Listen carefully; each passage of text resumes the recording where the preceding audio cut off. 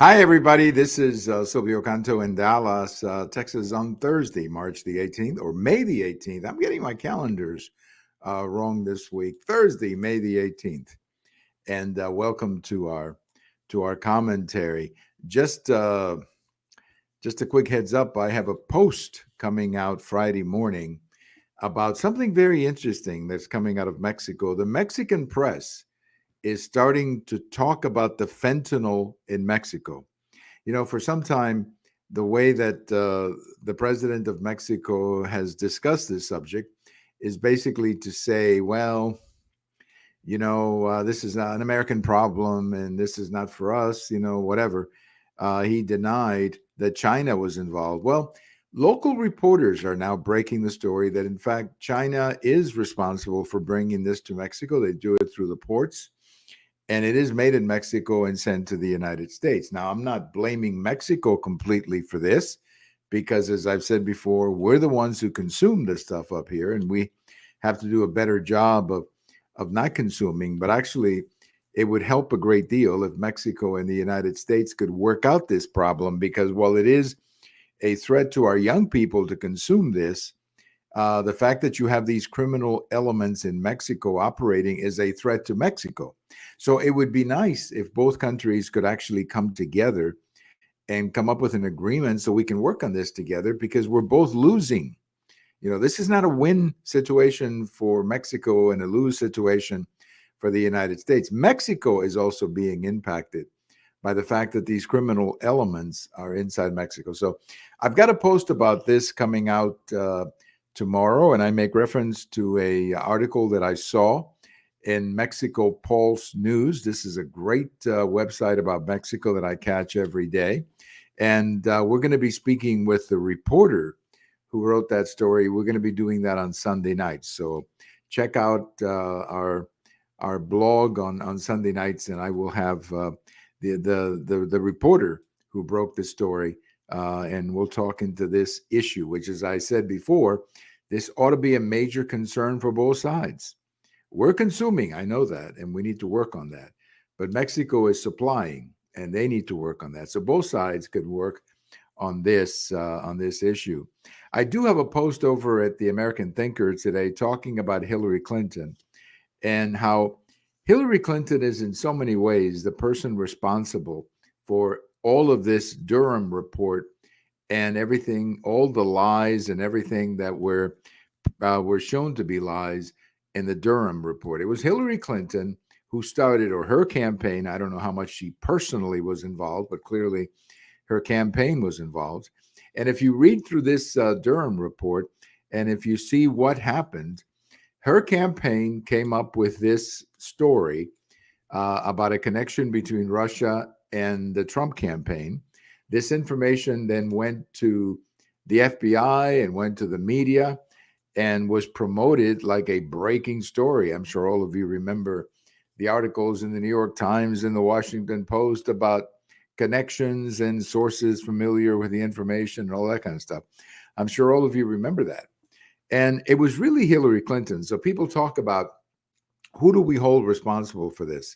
Well, there's a lot of people who should be held responsible. Comey, the director of the FBI, a couple of the agents in who worked in the FBI who were behind all of this. These are leadership positions, by the way, not FBI agents. They're not really the ones who caused this problem. And there was a very interesting article by Jonathan Turley, Professor Turley, who spoke about the Durham report. And he made a point that was really, really interesting. He was saying that now that the report is out there in the hands of the political class, that I think the Republicans in Congress should bring some of these people in for cross-examination, and they should be answering some of these questions on the record now that we know that what they were pushing was a lie. And I think this, a lot of people are talking about justice.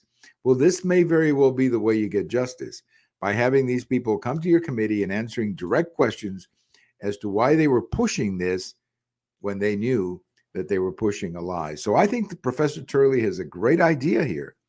And I'm hoping that the Congress, I think Jim Jordan's committee, I'm hoping that they will bring some of these people in and just ask him questions. Why were you doing this when you knew there was nothing here to investigate?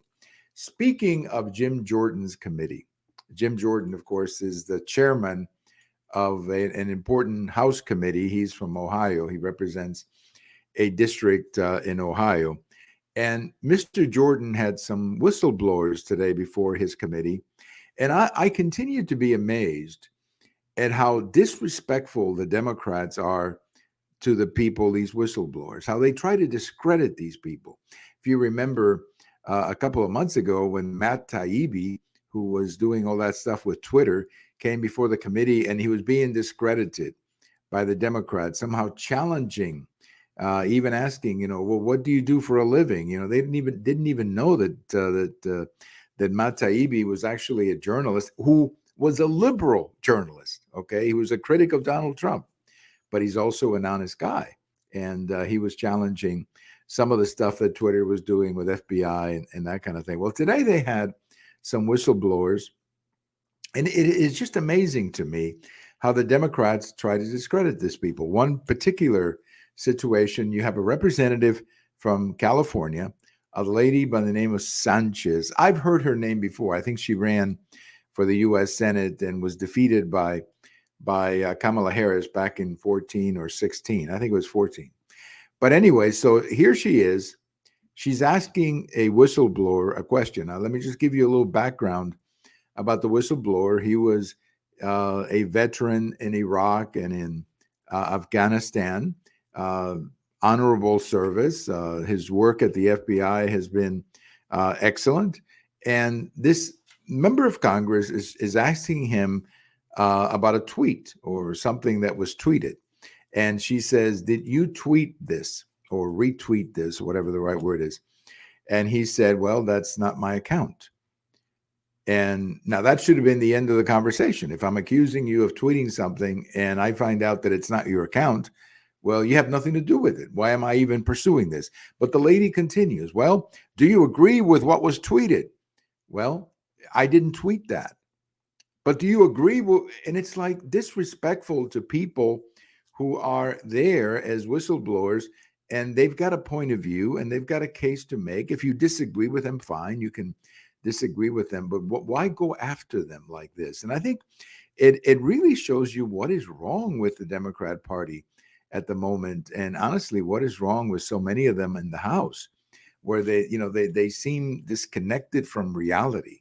And when you see whistleblowers being treated in this fashion, you really have to wonder.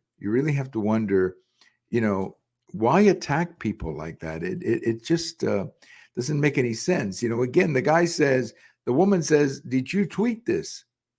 And he says, well, that's not my account that you're bringing up.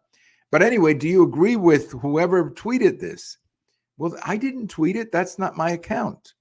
And it's really embarrassing. It's kind of embarrassing, honestly, to see stuff like this. And I just, it just makes you wonder, if these people want to know why they're so disliked, maybe they should watch themselves on TV asking these questions. It's just absolutely amazing to see this. I think they're going to be going on for a couple of days, these whistleblowers. But to see the way they're treated by Democrats just makes me angry. I mean, if you think these whistleblowers are doing something wrong or you disagree with them, okay, but why try to attack them in such a personal fashion? It just doesn't make any sense to me. A couple of things on this day in history. We say happy number 86 to Brooks Robinson. Brooks Robinson, of course, Hall of Fame baseball player.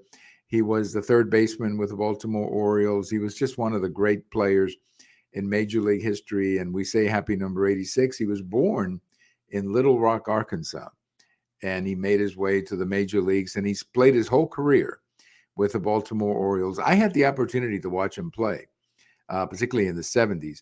And I was at the stadium in 1977 when they had Brooks Robinson Day, which was after he had retired, and they, gave him a big ceremony. And there was and there continues to be a great deal of love between the baseball fans in Baltimore and Brooks Robinson. And if you saw Brooks Robinson play, and if you saw the way that he behaved in public, not only was he a great player, but he was a great gentleman off the field, and he was a great model for a Major League Baseball player, a professional athlete, a guy who understood that he had to play the game, but he also had a responsibility to behave correctly and be a good role model. I mean, I just thought Brooks Robinson is one of the greatest players ever, and I wish him a very happy number 86. And on this day in 1860, the Republican Party nominated Abraham Lincoln. Interesting nomination because it took 3 ballots for Lincoln to be nominated. He was not the original choice, but after a few ballots, 3 ballots, he was nominated president. Of course, that year, there were actually 4 candidates for president in the general election, and somehow Lincoln managed to get a majority of the Electoral College. As I recall that year, some of the southern states didn't participate in the election, or they rejected the election, and many of the states seceded from the Union after Lincoln was inaugurated. But the great Abraham Lincoln was nominated by the Republicans on this day in 1860. I think he was the first Republican to win the presidency, or maybe the second. He followed Buchanan. And at the moment, I don't remember if Buchanan was a Republican, but Lincoln was obviously the first successful Republican president. Thank you for listening. This is Silvio Canto in Dallas, and we'll talk to you later. Bye-bye, everybody.